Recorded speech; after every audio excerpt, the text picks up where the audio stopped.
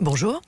Vous êtes en route pour Villacoublay pour prendre l'avion avec le président qui va signer un nouveau traité d'entente franco-allemand et à Aix-la-Chapelle.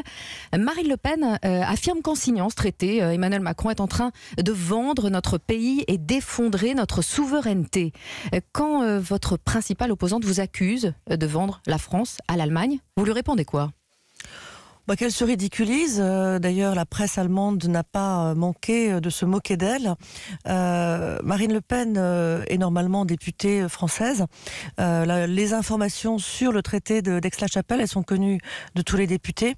Je dis aussi à Marine Le Pen de parler un peu avec les Alsaciens, parce que c'est ce que nous avons fait depuis des mois, pour savoir comment est-ce qu'on pouvait améliorer leur situation de frontaliers, comment pour faire en sorte qu'ils puissent circuler plus facilement, échanger plus facilement, faire plus de commerce, créer plus d'emplois. J'ai l'impression qu'elle ne doit pas aller souvent sur le terrain pour dire des énormités pareilles. En octobre, le gouvernement a fait voter une loi contre les fake news. Est-ce que les propos de Marine Le Pen pourraient tomber sous le coup de cette loi ?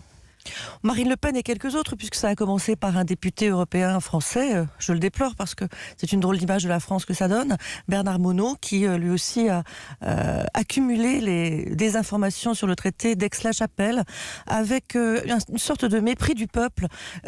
Quand on est populiste aujourd'hui, on pense qu'on peut dire raconter n'importe quoi au peuple et que le peuple croira. Je pense qu'à part quelques complotistes pathologiques, personne ne suivra ni Marine Le Pen, ni Nicolas Dupont-Aignan, ni Bernard Monod dans leurs excès. Nathalie Loiseau, ce qui inquiète Marine Le Pen, c'est, je cite, que Macron envisage à terme de partager notre siège au Conseil de sécurité de l'ONU avec l'Allemagne. Est-ce que c'est envisageable ? Là encore, ça n'est ni envisageable ni envisagé. Notre position, c'est que nous avons un siège de membre permanent du Conseil de sécurité, que nous sommes heureux quand d'autres États européens viennent au Conseil de sécurité, comme cette année par exemple l'Allemagne.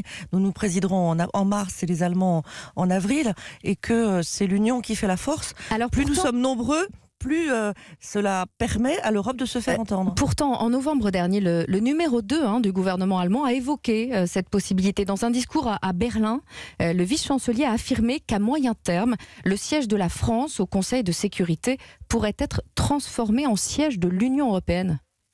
Mais là encore, il va à l'encontre des intérêts de son pays et de la position de sa chancelière. C'est le vice-chancelier, quand même. Ce que souhaite oui, mais vous savez qu'en Allemagne, il y a une coalition qui parfois est un peu compliquée. Ce que souhaite l'Allemagne, c'est d'avoir son propre siège de membre permanent au Conseil de sécurité. Et d'ailleurs, nous la soutenons. Et je précise son propos, Nathalie Loiseau. L'argument du vice-chancelier allemand, c'est que si on prend l'Europe au sérieux, l'Union européenne devrait parler d'une seule voix au sein du Conseil de sécurité de l'ONU. Donc, vous ne prenez pas l'Europe au sérieux.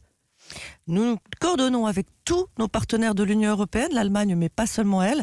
À chaque fois que nous nous exprimons au Conseil de sécurité, nous faisons d'abord un effort de coordination avec nos partenaires. Bien sûr qu'il faut être capable de parler d'une seule voix, et bien sûr qu'aujourd'hui, l'Europe est confrontée à une situation géopolitique et à des menaces qui sont communes. Mais plus nous serons nombreux pour faire entendre notre voix au Conseil de sécurité, mieux ça vaudra.